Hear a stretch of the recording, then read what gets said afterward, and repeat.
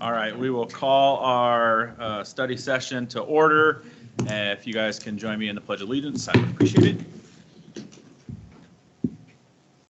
I pledge allegiance to the flag of the United States of America and to the republic for which it stands, one nation, under God, indivisible, with liberty and justice for all.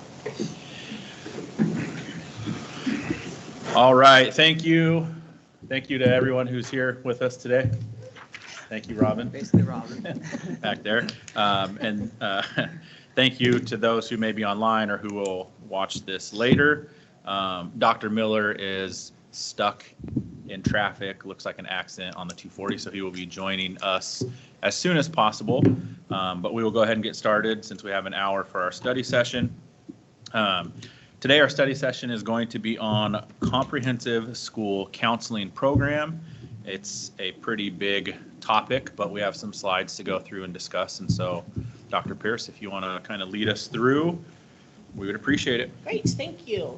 So the board will remember that this topic came up really in the context of questions about our post-secondary outcomes as a school district. So, you know, how are our students doing in terms of graduation and after graduation? And so in that conversation, which is actually a separate report on tonight's agenda, so these things are very connected, you know, what's the role of the school counselor was part of that question in helping kids, you know, be prepared for what's coming after high school. And so, as you know, there was a bill a couple of years ago now around districts having a comprehensive school counseling program aligned to the ASCA standards, which are the American School Counselor Association standards. The board passed the resolution that we were required to have. This is a couple years ago, adopted the draft plan that we were required to have. We then also looked at our collective bargaining agreement to make sure it was aligned with the expectations of what the role of a counselor is. And so we've done all of that work, and now we can provide an update on where we are with the comprehensive school counseling program. But we want to provide some context in terms of how does this program and the work of our counselors fit in our larger system of preparing students for college and post-secondary.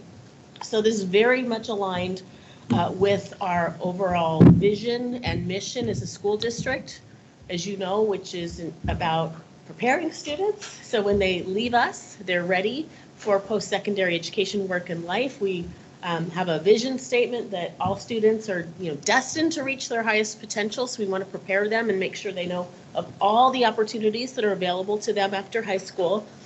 And we've got a stated goal around all students are ready for their future, graduating with a personalized plan for their post-secondary high school, because we know that all students are different and they're going to take different pathways, and we want to make sure that they're prepared for whatever their pathway is. So when we look at our system currently in terms of what strategies we've employed that are connected to our graduation and our post-secondary outcomes, which we're going to look at later tonight, there's really three big parts of this, and the comprehensive school counseling program is situated within one of those parts. The whole idea of student and family engagement is a thread that goes through all of these parts, as we want to ensure not only students understand what their requirements are, what they need to graduate from high school, how they can align their choices with their post-secondary preferences, and knowing what all those options are. We want families to be involved as well. And so you're going to see that student and family engagement thread all the way through. And then toward the end of the presentation tonight, we'll look at the survey data that we received back from the survey that we did with students and families to get a little bit of feedback from them on how much, you know, how informed are they, where are they getting their information, and so forth.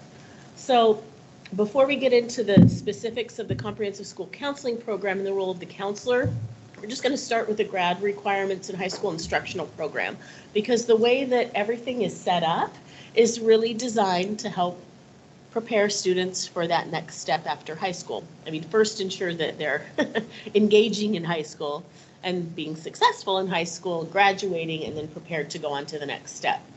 So we're going to touch on High School and Beyond Plan, the 24 credit requirement and grad pathways, just briefly. And then we'll get into programs and services and really hone in on the comprehensive school counseling program before then we get to our current communication, education, and engagement strategies, like how are we getting information out to families and to students about all of these options. So this is a slide from the State Board of Education. I think it does a good job of saying in our state, right, we do have a state diploma. There are state graduation requirements that are set by the State Board of Education. What is the overarching goal? It is to have a meaningful, flexible, and achievable path to a high school diploma. So the meaningful part has to do with the credits and required subject areas. So there's that 24 credit framework. There's specific credits that students have to learn or earn in different areas, and that's part of the graduation requirement. It's flexible, so there's some flexibility within that 24 credit framework, and there are different pathways that students have to meet. There's an option of a variety of pathways. So they have to earn the credits, meet a pathway, and complete a high school and beyond plan. And I should actually start with the high school and beyond plan because that's really the driver for the credit requirement and the pathway. And that process begins currently in 8th grade, and starting next year, it begins starting in 7th grade. So I'm going to start there because, like I said, this is really the kind of overarching umbrella that's supposed to help guide students and families through this larger process. So the high school and beyond plan is a graduation requirement, but it's not intended to be a checklist of things that students do before they graduate. It is an ongoing process that they start in middle school and continue throughout their high school, culminating in the completion of some things that are required to graduate. So it's a planning tool. It is intended to be personalized and to help students really try to start learning about themselves, the things that they like to do, what kinds of careers are available in the world, and to start thinking about the kinds of courses that they want to take in high school that sets them up for what they want to do after high school. We adopted a system called School Links just a couple of years ago. It's an electronic management system that helps with this. You can learn more. There's more information on our district website. The state right now is in the process of adopting a statewide system for the electronic tool. So School Links is one of the platforms that's in the running, but we don't know yet what the state's going to adopt. So if the state ends up adopting a different electronic platform, we're going to have to change to that. We're hoping we like School Links, so we're hoping and providing our feedback that School Links is working well for us in our system. So again, online platform, we adopted it last year. When we implement, the high school and beyond plan has been around for many, many years, but the electronic management system's only been around for a couple years. And it's really designed to make this whole process much more robust for both parents and students. Last year, we started our implementation really focusing on grade 8 and grade 12 because the 12th graders were about to graduate, needed to complete their high school and beyond, and 8th graders were just starting their pathway, so that's where we focused. And when we began implementation last year, counselors do this regularly. They visit classrooms to talk about registration in the middle school before students are entering high school. And that's where last year School Links was introduced. It's a little hard to see on the slide, but one of the first tasks students have to do in School Links is to invite their parent to be part of it. It's like I can't read the exact reading here, and it's even have at least one guardian join School Links. So that's the first task that they're taken through, because again, the idea is that this is something that students and families can do together. This year implementation, like I said, it's grades 7 through 12. Counselors are, during those registration visits, helping students get into School Links. And at the high school level, on those early release Wednesdays, They have a modified schedule, and they do school links activities with students on those days to get them in to do some of the things. So that's just kind of current status right now with school links in the high school and beyond plan. And we can talk more about these things, but I'm just going to try to go quickly here. This is a slide that just highlights that 24 credit requirement and the fact that within that 24 credit framework, there's 17 foundational credits, and then there's some flexibility with electives and personalized pathways. So there is flexibility there for students, and we want to make sure that families and students understand where all that flexibility is and where their options lie. This is just another snapshot of that 24 credit requirement. And then in terms of graduation pathways, by design, this is supposed to be something that a student is saying, okay, because I want to go to college, for example, then my graduation pathway is probably going to be like the state assessment or the ACT or SAT, because that's what I'm planning to do after high school, and I know colleges want that information. Or I'm planning to go into the military. So my graduation pathway is going to be ASVAB. What it's not designed to be is a student gets to 12th grade, and then we're trying to go back and figure out which pathway did they need, right? So again, this is an area where the high school and beyond planning process, making that more robust as we're trying to do, will help students connect their pathway to actually what they want to do. Or if they are interested in CTE, that they're taking that CTE sequence because they know it's meeting their graduation pathway. There's a new one in development. Again, this is all set by the State Board of Education, a performance-based pathway. They just completed the rules on that. So I think we have a meeting next week to really sit down and look at what those rules are and start to develop an implementation plan for that performance-based pathway. So that's just a quick review of how the graduation requirements are really all about connecting to post-secondary outcomes. And so then it's like, okay, there's a lot here that we just went through. So how do students navigate this complex system with all of these options, and how do we communicate with families? So that's where kind of we're headed to. So in terms of programs and services, what we want to do, I'm going to highlight the high school options, the supports we have in place, and then we'll really dig in and hone in on the comprehensive school counseling program and how the counselors fit into all of this. So just thinking about our system here in Kennewick, we really do have a variety of high school options for students depending on, kind of what their preferences are. We've got online, we've got a parent partnership program, we've got small alternative, non-traditional high schools. Phoenix is project-based.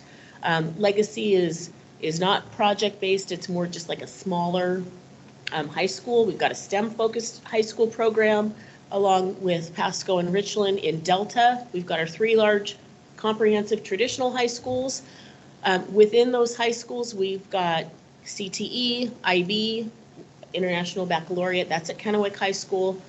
We've got advanced placement, college in the high school, which provides opportunity for kids to take college courses in their high school setting. We've got Running Start, which we know is opportunity for kids to take either part-time or full-time classes on college campus and also earn their high school credit.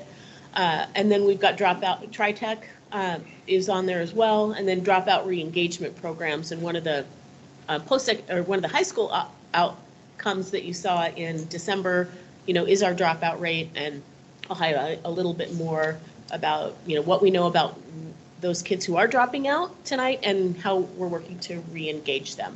But this is just kind of a snapshot of what we have here in Kennewick, attempting to, provide a variety of options for students and families and make sure that people understand what these options are and know how to access them. And then when we look at what we currently have in terms of people who work in our schools, who are a part of this system of helping kids navigate, understand all of it, counselors are definitely a big part of that, and that's what we're going to go to. But I wanted to also provide the bigger picture of people that we have in our schools who work alongside our teams of administrators, teachers, and counselors. So we've got administrators, teachers, and counselors who are basic ed funded. And then we've got a variety of other people who are either CTE funded, career and technical education funded, or federally funded, or grant funded, or funded through a partnership of some kind that also participate in this system of supporting students. There's a handout that you have that's a chart, kind of a table. And it's the one I keep losing, but it looks like, is yours? Is it on the back side of this one? Yeah, it's supposed to be a 3-page document, so Well, we got two. I've got to figure out what I've done That's here. better than nothing. Oh, okay, 3. I have Which one one and is two. yours? All right, we'll get new copies here in just a second. Three. Yeah, I got geared up. Do you mind, Alyssa? They're actually, you guys, it's in the boardroom presenter, this document. Would you mind just printing off good copies? Okay, sorry about that. We're not going to go through all of it. It's a lot of information, but for each of these people who are listed here, it tells you how many we have in each school and what they do. So I'll give you just an example on the page that I have. Which is what's changed. I know. Three, I've got, Page the 3. top of my page says Gear Up. Yeah.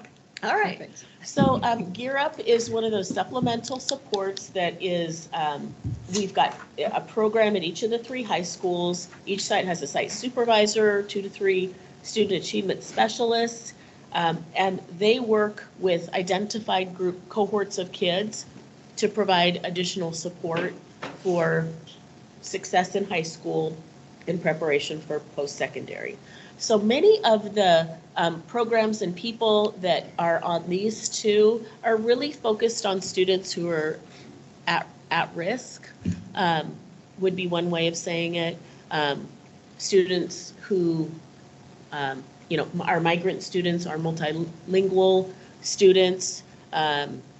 So we've got a lot of extra supports in place for some populations of students above and beyond the core supports that we provide. And we'll get you a clean copy of this so you can see the whole big picture of who's at what school. And this document then will tell us the difference, because like right now I'm looking at it, I'm like, okay, what's the difference between a counselor, Yeah, a career college specialist? Yes. assessment, whatever. that's what's on this Okay. handout that you don't have. Cool. But like the workforce engagement coordinator, we've got one of those for the district. They work with the 3 college and career specialists. There's one for each of the big comprehensive high schools. Those are CTE funded.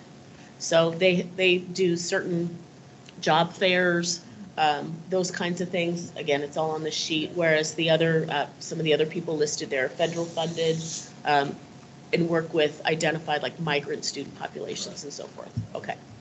Then the other thing that's on this slide that's not on the sheet is just the assessments that we have in place right now.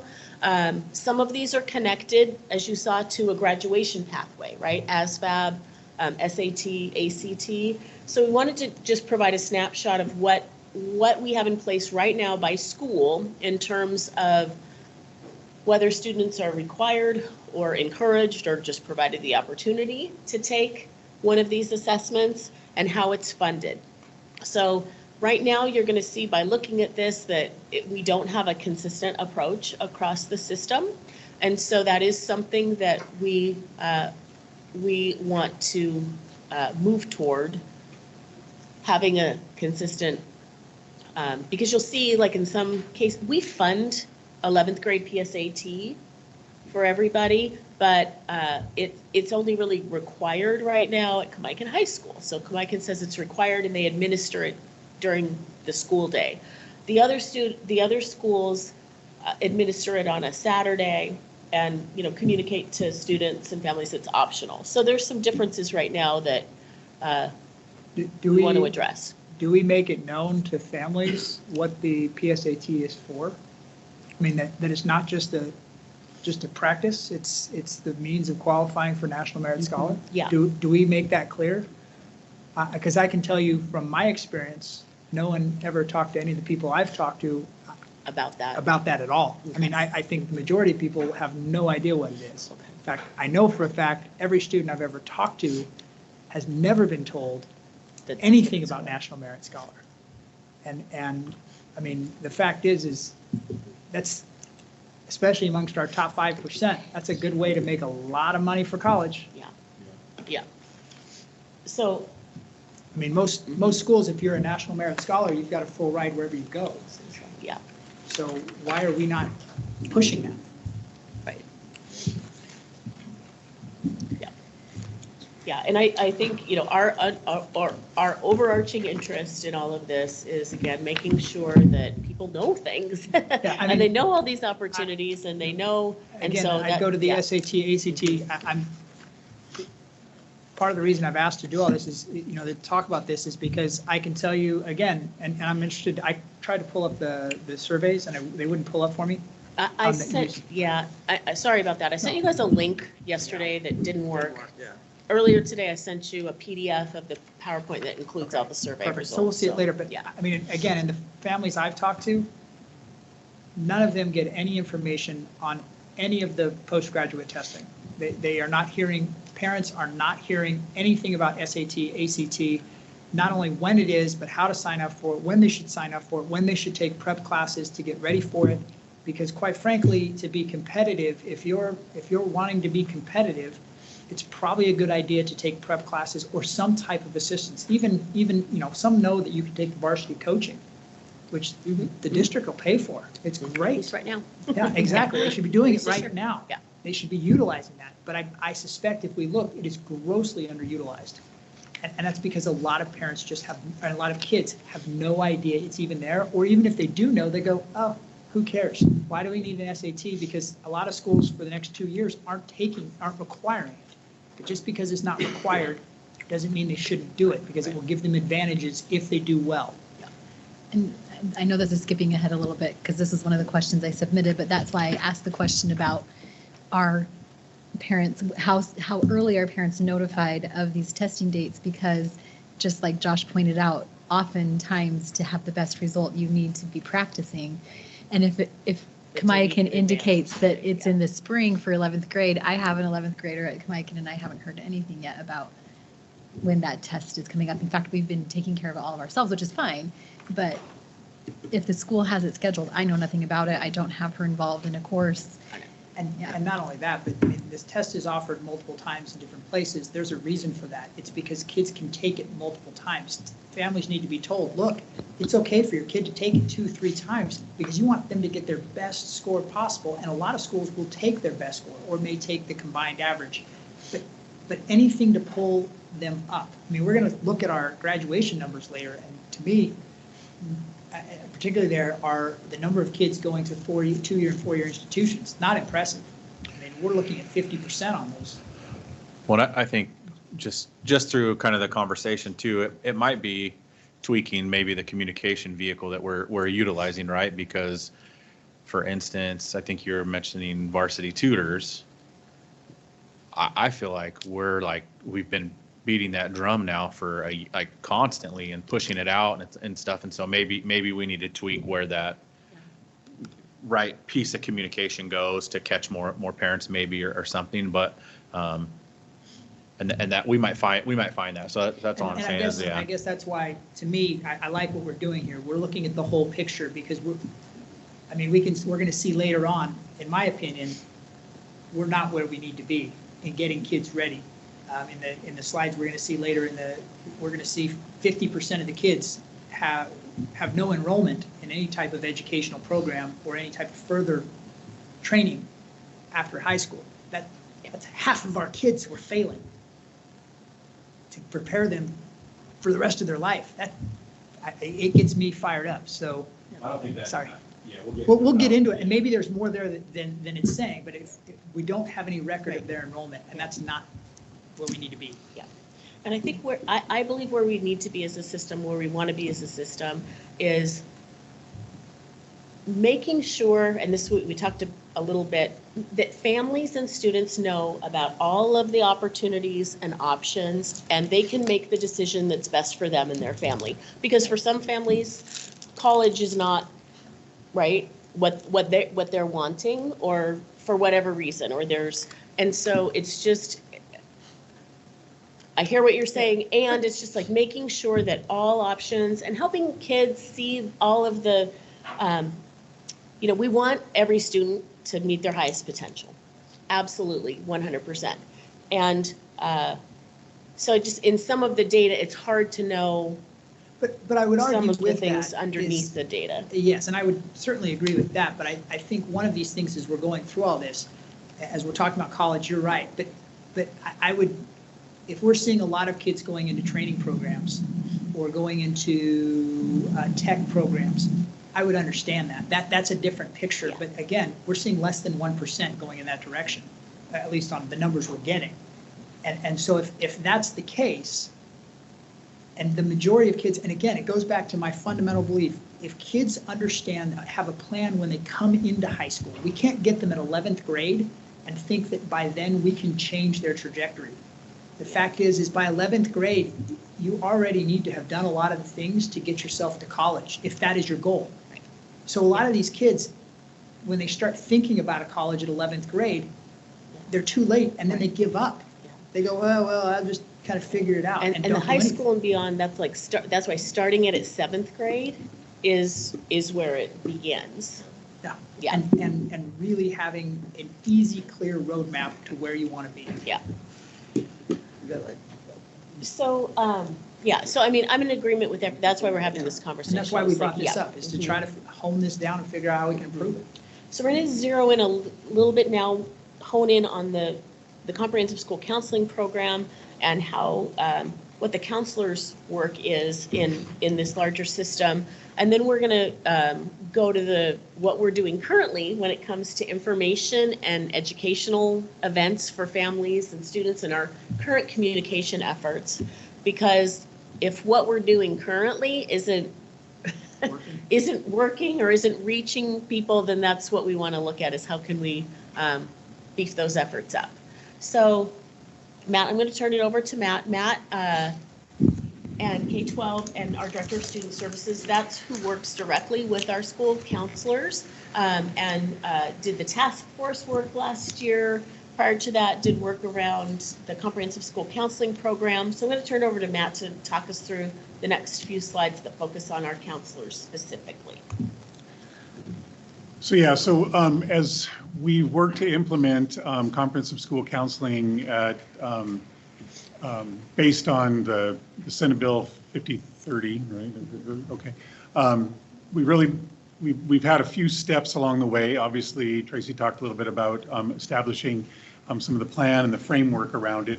We've also spent time over the course of a year with a counseling group determining, again, kind of bargaining agreement issues that could go into that. And now we're really into the meat of the work and working with counselors to continually refocus and kind of hone the work that they're doing around the 3 areas that are listed, and around academic, career, and social emotional development for all students.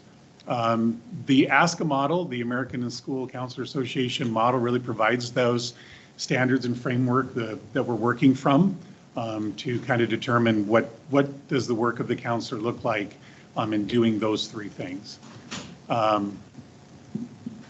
So you have some handouts in front of you. I know, so these are various documents that are kind of guiding that work. One being around kind of the ethical standards for school counselors. So this really talks a lot about just the work that they do in terms of their responsibilities for students, how the work around academic and career social emotional planning, their work within the comprehensive school counseling, but also deals with stuff such as their ethical standards around confidentiality, how they maintain healthy relationships, managing boundaries, so on and so forth. There's lots and lots of details in there that we're working to kind of cross-section with their work. The next document that you have is the school counselor professional standards and competencies. So again, this is really guiding the work in terms of kind of planning and assessment activities, what are direct and indirect services that we're providing to students, how much of their day is spent in those activities, and really looking at those essential skills of the counselor. So again, a lot of information here that is really guiding that work. And then the third document is really around the student standards. So that's really the work that we're working on with students around their mindsets, their behaviors, the things that lead to student success. and in how the counselors can work on having a piece in developing those mindsets. So again, our counselors in the past, prior to Senate Bill 5030, were doing a lot of catch-all work. They were managing student behavior or working with student behavior. They were supervising playgrounds or hallways or cafeterias. They were doing a lot of work that's really supportive in the management of our schools, but that was taking them out of some of this work. So this effort is really around helping our counselors kind of engage in those activities that we believe, and that certainly we believe through legislation is going to be more supportive of getting us where we need to be with students. But it's a big job. There's a lot of work to do, and changing over from the roles of counselors that we used to have them do to new roles is challenging. For example, at high school, they spend a lot of time, our counselors spend a lot of time auditing credits for students to make sure they're on track. I mean, they're constantly working within that system, and that's a lot of work where they're not necessarily being able to do academic counseling with students. And so it's really reimagining how we're providing those supports for our counselors, and that's really the work we're doing. I'm sorry to interrupt really quick. When you say auditing, you said they spend auditing credit. What do you mean by that? So again, going in and making sure that students are, that they're passing their classes, that they're on track for graduation, that when they've failed a class, particularly as we're moving into next year where the 24 credits really are going to have their biggest bite, it's once a student is behind, it's how are we catching them up. But it's making sure that we don't want any surprises, particularly with our 12th graders. Second semester that, oh, we thought you were on track, but we missed this credit here, or we missed that credit there. So counselors have historically played a real crucial role in making sure that those things were aligned for all of the students in their cohort. And is that now not viewed as one of the primary roles of the counselor? It's still being viewed as one of the primary roles within that academic assessment. But again, what we want to do is develop a better system to allow it not to just be a counselor stuck behind a computer looking up students, looking at credits, but engage with those students around some of those very things you mentioned, which is the importance of preparing for some of these assessments, those kinds of things. I think the one thing that our counselors will say is that part of the challenge that exists for them is just the number of students that they're responsible for. So the ASCA model really calls for a 250 to 1 student ratio, but we're not funded from the state on a 250 to 1 ratio. I'm not even anywhere close to that. So it really is an aspirational type of thing. However, what we've really done is through that task force, we've really worked at trying to work with our counselors to say, okay, what do we see as manageable? All of our counselors will say, yeah, this would be great, but we also understand that's probably not realistic. And so we really honed in on a 350 to 1. And so again, at high school, we're pretty close there because we did add a 5th counselor at all of our high schools last year. And we're working as state funding comes available to add counselors. We will continue to do that as it's earmarked for that purpose. So a little bit about those counselor caseloads. I just kind of broke it down in a chart here. I didn't want to list out all the elementary schools, but our elementary school average ratio is 460 to 1. Of course, we have some schools that are a little bit higher. So at Amon Creek, we do have 1.5 FTE counselors there based on their size. At our middle schools, we have 2 counselors at each school. And so you just take your middle school head count and divide them. So our average at middle school, though, is about 402 to 1 right now. You see some of our schools are a little bit under the 350 and a little bit above it. But we really, that's where we're targeting potential future funding for counselors. And then at high school, we have 5 counselors per comprehensive high school. This is not including, some of those other folks on the chart that you saw because they're really limited in what they can work. All students really are afforded the right to have access to their comprehensive school counselors. So you'll see that we're right now averaging 318. Again, that's brought down a little bit by the legacy endeavor numbers, but you can see that at our large high schools, Kennewick and Kennewick, we're 360, 339 to 1. And I think that's made a big difference as we've engaged in this work around school counseling to help with that. Yep. When you said they do spend a lot of time auditing for graduation, is that all manual? Are they pulling up Jimmy's graduation and they're looking at this screen and they're saying check? check? Like, is it a manual process or is It's, it automated? well, it's a manual process in regards to the interface with Power School. But they do have to go and kind of look in multiple systems for, grades and those types of things to make sure. I don't want to say it's all manual, but it is fairly Like, tedious. 60 students are off base and then we can go. Yeah, so we've just done some work around kind of the graduation, and Ron, I'm sorry, I'm going to mess up what it's called, but within Power School. So there is access for parents, like we're just getting that pushed out to be able to go in and see snapshot view. You can see where in each of those 17 core areas the student is on track or what the credits they've achieved. So it's becoming a little bit easier as we hone in on the tools we're using. So really the role of the school counselors around helping students in these three areas of academic achievement. Obviously we want students to be achieving in high school. We also understand that there's lots of needs in regards to emotions and interpersonal skills as students are learning how to navigate their world as teenagers, and then also in those post-secondary options. So that's really where the counselors are spending their time focused. Yeah. If there was a pie chart of this, how would this be distributed, do you think? Maybe we should, I was going to ask the counselors in the back, but how would it be distributed?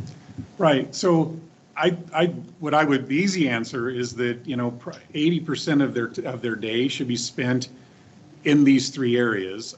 You're not going to always have like an even third of your time split between those. So there's times when maybe you're focusing a little bit more on the academic achievement side, and certainly the work of the counselors at each of the three levels changes significantly. Sure, yeah. Elementary much different, right? So there's a lot more probably. I would bet that our elementary counselors would say they do a whole lot more on the social emotional side, maybe than our high school counselors have a chance to do. Our high school counselors are probably targeting that more for individual students versus going in and talking to large groups of kids. But it should be pretty evenly spent in regards to the work that they're doing. Obviously, the academic achievement ties in to the post-secondary options, and the social emotional piece is the umbrella over all of it. But I would say the counselors do, starting this year, I'm kind of thinking high school. When I ask the question, I'm sort of thinking high school. Yeah. So I mean, they do a time study. Is it twice a year time study where they're taking a 2-week period of time, and they're just kind of looking at their activities against kind of the set of direct services and indirect services, and they're logging their time so that we can gauge. That, as I read that and understood that, that's more just checking that their student-facing interaction is approximately 80%. They're matching that. It doesn't breaking it up into Right. academic. Yeah, but from that, you can start to kind of take a look at these things to determine. Again, this is our first year of implementing this. In talking to, well, we can talk about that. Well, it is slightly different though, right? I mean, if you're talking about just spending 80% of your time face-to-face with a student, that might be social emotional counseling versus academic counseling, right? So do we have it, right? So just creating our pie chart, if they're at 80%, that doesn't necessarily capture how much of that is academic work. Yeah, we don't Can have we build anything that right in now so that we can find out how much time we're spent? So again, I think from the time study tool that we're using, you do have the ability to see where those activities are falling. So you can determine how much academic achievement, academic planning is going on during the course of those 2 weeks' time. We have the ability to do that with that time study. So we have Okay. the ability, are we? Well, like I said, we just started it this year, so Okay, we just got it. implemented the tool, but certainly. And is there a point in time where we'll have that data that we could look at? I think we definitely could have the data for our first year of those time studies.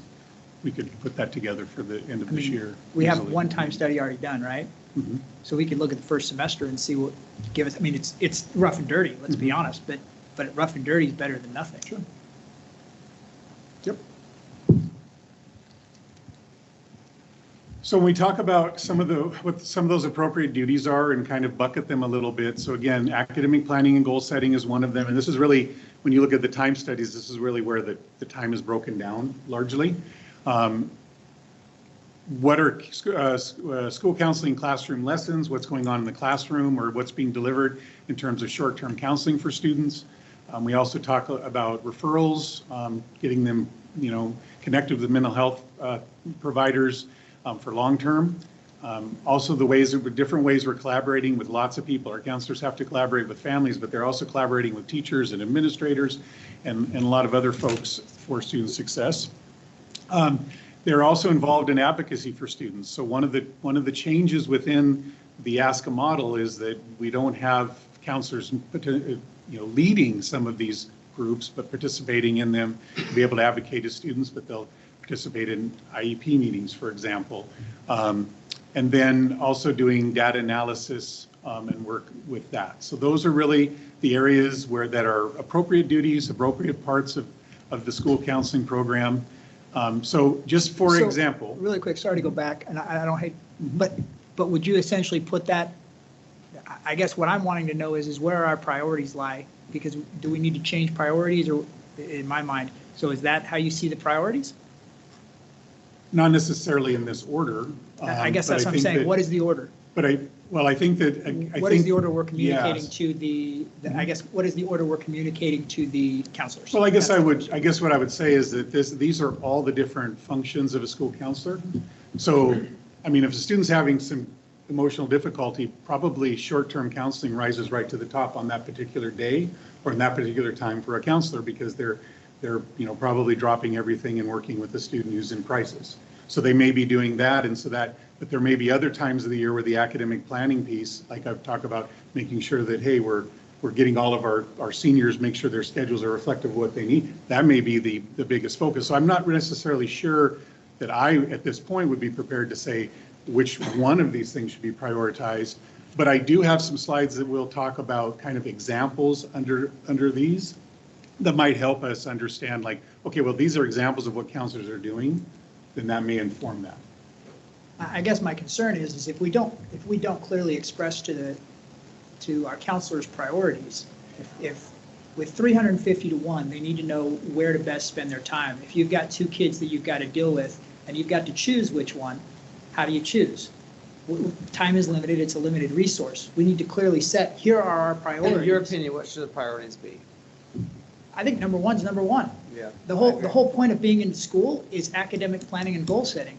Yeah. All of these, but I would add families up to that, individual student in collaboration with parents, academic planning and goal setting. Yeah, like on the previous chart when there's 3 things, I would say number 1 and number 3, like that's really. And that's what they're at school for. Yeah. Right. And so we need to make sure, I guess that's why I'm asking, are we clearly, and I guess this is where my concern, why I've asked to talk about counselors, is because my concern is as I talk to families and parents particularly, that number 1 is not happening to the degree it needs to. More often than not, I'm finding families and kids have no academic goal. When they come in, and even as a junior, I see in my occupation, I see kids on a regular basis, and I ask them all the time, and they're juniors, and I'm saying, so what are your plans for next year? And they're like, well, I don't know yet, I haven't decided. A junior can't have, I don't know yet, I haven't decided. If they don't know by their junior year, they're running out of runway. And so it tells us that we as a district haven't helped them solidify those goals.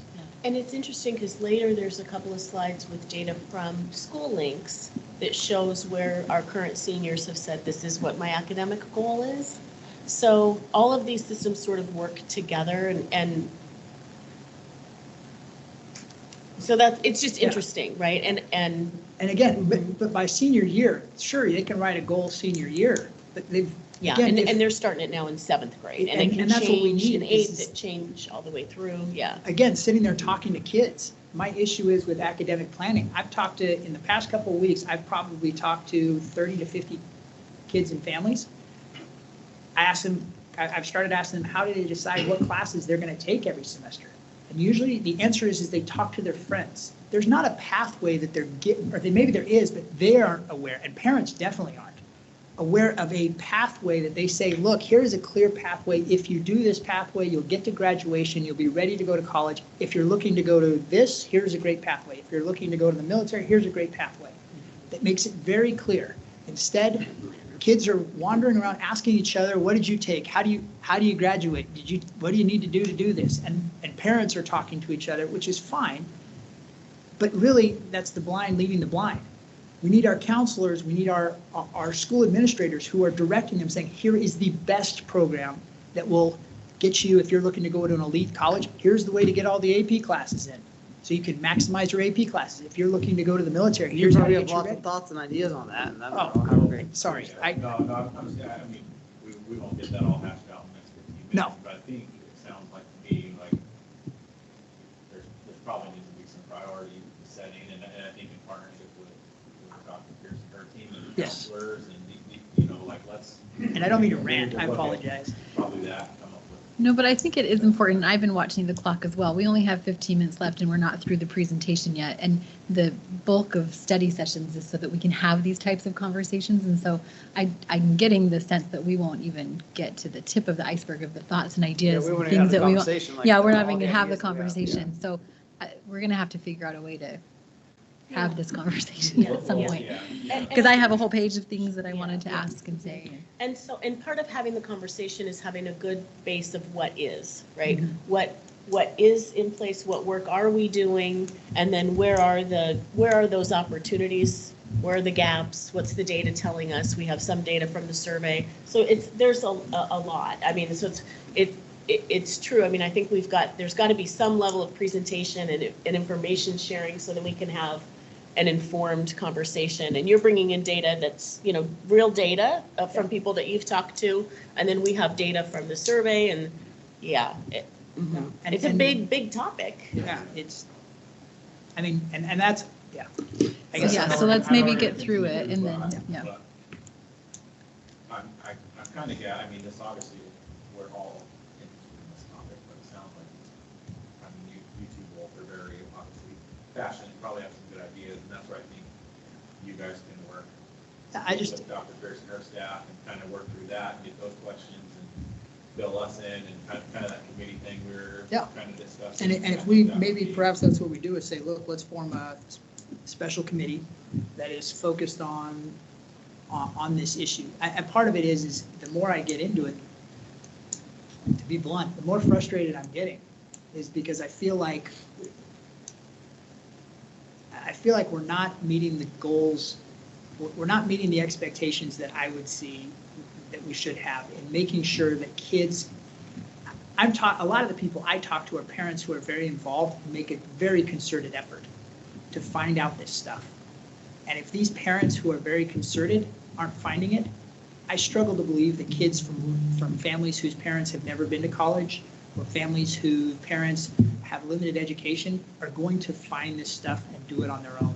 And that means they're at a very definite disadvantage. Although you also have to remember that a lot of the people that are on that chart, all these additional supplemental people, are focused directly on those students who are migrant, who are bilingual, who are maybe don't have that history at home. So, But then that begs the question, so then we're. and I know what you're going to say, and I'm just saying What that, about the kids though, that that aren't? if they're, So you know what I'm so saying? then we're saying, let's punish the kids that are No, no. actually, Yeah. and I know that's not what's Yeah. intended, but if we're not meeting the needs across the board, and again, I just, this is why they're here. The whole reason for high school is to not just to graduate.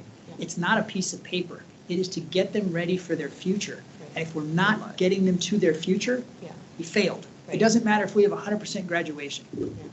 And I know you're really passionate, and we're really Yeah. passionate about it too. I mean, this is our. I'm getting the water to cool me And, off. and I just want to say, because I know we have staff here, we've got counselors, I don't think our system is failing. We've got kids who go to college, who come back and work. We've got people, you've had kids graduate and go through the system. I mean, I just want to make sure we're not saying, it's not like we haven't been paying any attention No. to this for the last, But 50%, 20 years based and on the more. statistics they're going to show us, yeah. 50%, I would not consider as highly successful. There are kids who succeed, but let's not mistake kids who succeed Yeah. with the whole system is thriving. And what's the measure of success? Is it 2 or 4 year? I mean, and we have to be clear about that. Like, what is the measure are of we using success? of But I mean, success? if you just look statistically, and again, not every kid needs to go to college. We'll even see apprenticeship is actually an awesome option. It's better.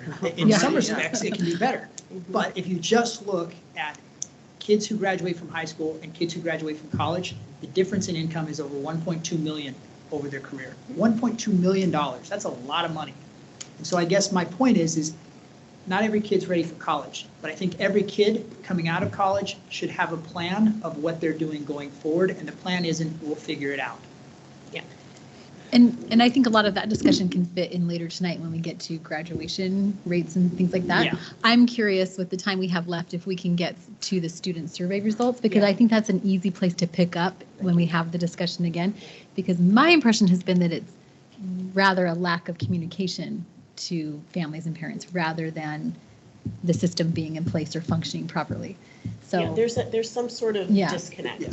yeah. So I took this from Matt because I'm gonna not go through these, but these are individual, these are examples of what counselors are currently doing tied to these different areas. Okay, and so you've got this presentation, you guys can look through all of that. Data analysis, which is part of that, credit audits and so forth. So we're gonna go here because this whole strategies, like I said, is connected to the data that you're gonna see later. So when you look at what are all of our schools doing right now in terms of informational and educational events for families, right? These are what they are. I won't read them to you, but there are specific nights where parents come. These get pushed out over Parent Square and all kinds of ways, social media, to give kids information on graduation, on college career, all these kind of things. So potentially could be more. This is what is in place right now currently for all schools. How do we get that information out? Parent Square, social media, still US mail, letters go home. Websites is just a couple of pictures that kind of illustrate some of those current methods. We're also, it's a work in progress, and you can go to it, I'm not going to bring it up right now, where we are revamping our district website to have all of this information. Again, there's a lot here, so we're also just not expecting people to stumble across it and find it, but we've got to figure out all of the multiple ways that people want to consume information and how they're actually, how we're going to get their attention, and then what level of support do they need to try to understand it. So that's all in the works right now, but the link, you can go see it, it's live on the website. So survey, so we wanted to know, we've got a little sample here, right, from families and students, a number of questions. It was only open for a week. So we have a sense of what school they attend or their student attends, whether or not they attend Tri-Tech, because we haven't had a chance to slice and dice this data at all because we just closed the survey last night.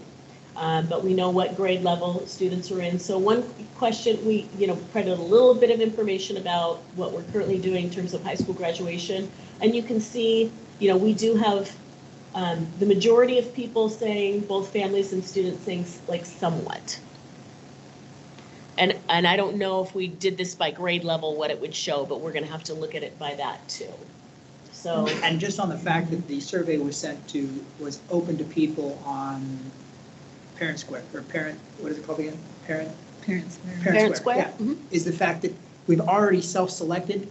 These are parents that are more involved because they're going to Parent Square.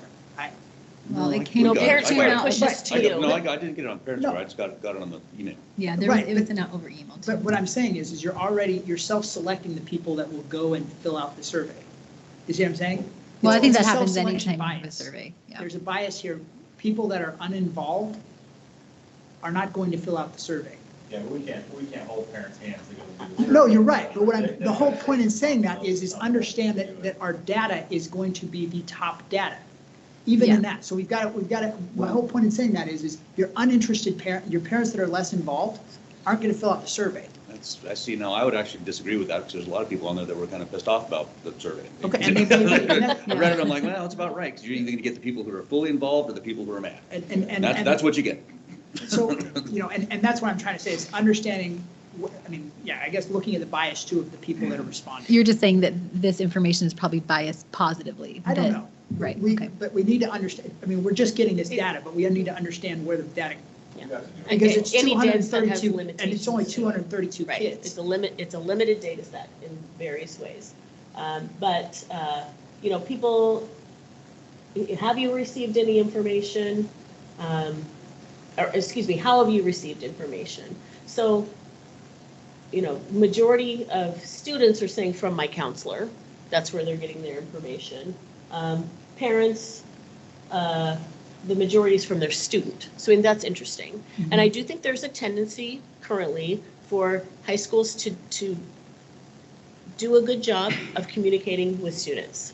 And there's potentially an assumption that students are now communicating with their parents, and that might not be true. That's not true. So that's something we need to look at, is how do we directly get to parents too, not just directly to students.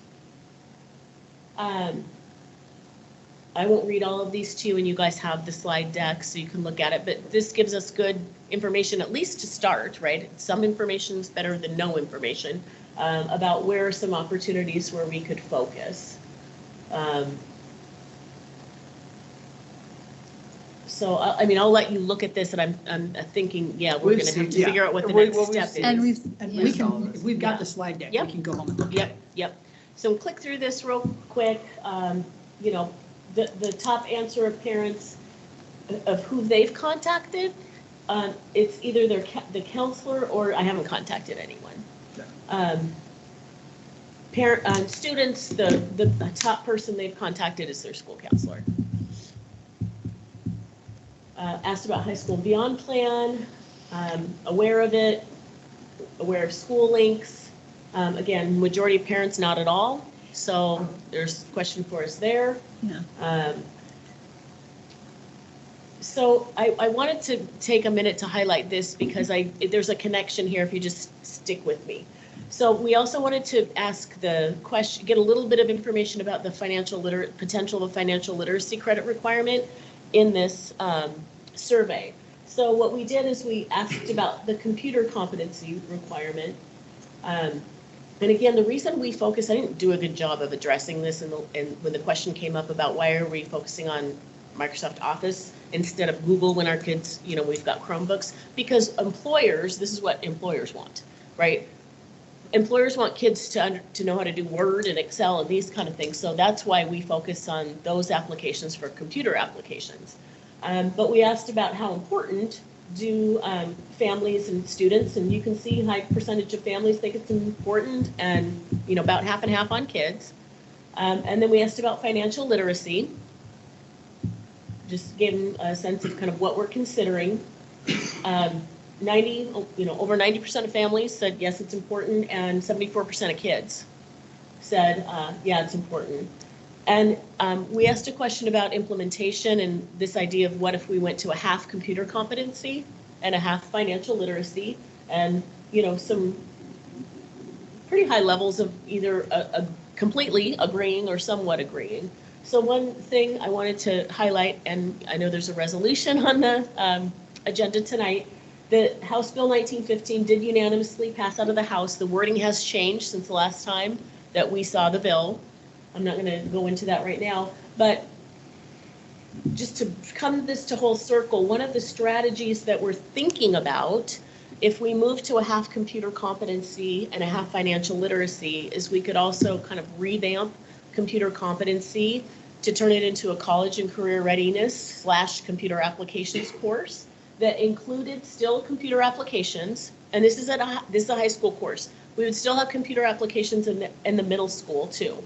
And our high school students have said that, yeah, they need those computer applications because they need some learning in middle school because they're applying that stuff in high school. But this would also include computer applications at high school. But this class wouldn't just be computer applications. It would also be dedicated time for high school and beyond, which is the whole overarching system around this goal setting, exploring, career opportunities and planning for high school, and have that as an ongoing thing. So they would really get some dedicated, focused instruction around it in this course. And we would also incorporate the digital literacy and citizenship standards that are already part of computer applications. So I'm going to jump in here real quick. Sorry. So before Josh gets there, because I can see his gears turning in his head. So I'm going to say Dr. Miller would want to make sure this is a 9th grade class, because Because you want, well, 'cause I mean, if we're very concerned about giving these kids the longest possible runway, is this something you want to say, hey, look, as a ninth grader, this is a class you need to take in order to really get them geared up for that 4-year pathway, or you know, maybe 10th grade, I don't know. Finding a way, if that's what we're concerned about, then how do we address this as early as possible in order to give them the longest? Yeah, right. And one Runway. challenge right now is, you know, counselors can go into classrooms to get a group of kids, right, to talk about, and that's part of what counselors, you know, an appropriate activity for counselor. But it's a challenge for counselors, for me, if I'm a counselor and I trying to get the English teacher to give up teaching English that day and let me in to talk about, you know, high school and beyond. So this would be a dedicated time for that, most likely in 9th grade, because we would want it early. And then the other half could either be the financial literacy, standalone course, or you could still do financial literacy through math and some of the other options that we have right now. So we wouldn't take those away. So anyway, that's just kind of some thinking we wanted to get a little feedback on through the Could you survey. even do like a boot camp where, I mean, just throwing out, I don't know, Yes. seeing if it's even a possibility. Like, I don't know the rules of what you can and can't do in some of this legislature. Could you do like the first week of school, the entire day is dedicated to something, like this, just in theory, like a boot camp of getting kids ready for high school / college and beyond. And so they get credit for that because you get the hours. You could pack in enough hours in a week that you could probably equal some degree, I don't know, and then have maybe something a couple other times, like follow-ups during the semester. But just a thought. I'm not saying it's a good Yeah. idea, but Yeah. could you do something like that? Is that even a possibility, or do rules dictate that wouldn't work? I don't think it could be a credit-bearing course. Okay, you couldn't do a But credit. it can bearing be a course that way. check mark. But that's my concern about this, is that we allow 8th graders the opportunity to take computer apps in 8th grade so they can free up their high school schedule. And so if we have this class, which is not computer applications, so they still have to take computer applications, or does this fulfill the check mark for computer application?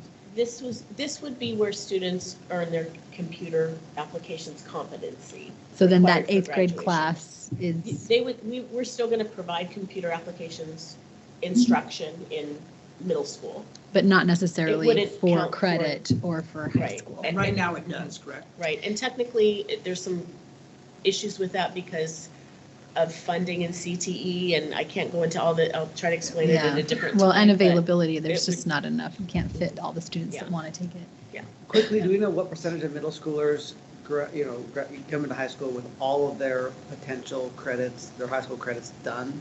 Do we know that roughly? Is it?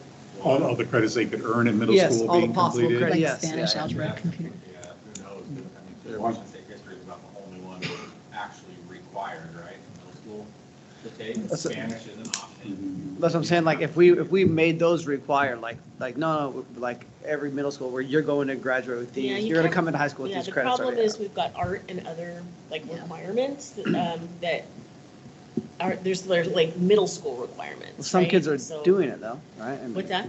they're- Yeah. Yeah, Some kids are, so yeah. if some kids are, then every kid can, right? But does every kid need to? Yeah, That's- if we're gonna I make it mean, a I think we requirement, couldn't schedule every kid We're gonna into, make it if a we scheduled requirement, every they student have to. into Spanish, then we wouldn't be meeting the art requirement. There's just a lot of moving parts with all of it. I know there's no Spanish. Yeah. I think a well-discussed topic, it's a big one, so we're not going to settle that now, but I do want to,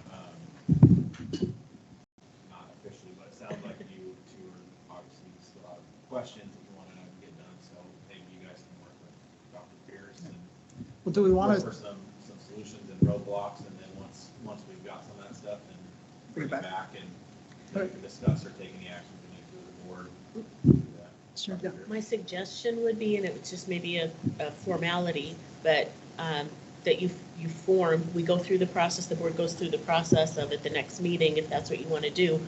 Formalize that you're going to form a board committee for college and career readiness or whatever, and then we can we can work with you two and come back. But the board doesn't have that structure right now, so you want to put that in place. Let's do that. That's fair. So And I that's can the just whole work thing. through you guys with my stuff. I'm I think a lot of my questions are the same as yours, I think. So do we have to propose that or? No, you can't do it Oh, here. that's You have right. to do it in the So we'll meeting, do- yeah. Thank you. We'll do it. But it can go on. And I think you have to wait for 2 weeks. Dang rookie. No, we can, well, Can we, because it's not on the No, agenda? I know you have to You wait. can, actually, you can add it on the agenda. tonight. As long as an agenda was If it's in, like, proposed, you 20 can actually do it during the meeting, as long as the agenda was proposed 24 hours in I advance. suggest we do it next time, just so we can go back and look at what the policy says and make sure we're doing it right. Perfect. And I don't Sounds think good. there's Fair any, There's no rush. it's not. Just- We can still start working Yeah. on stuff. So, Yep. all right, so we're gonna go ahead and adjourn the study session and we'll be back at 5:30 to start our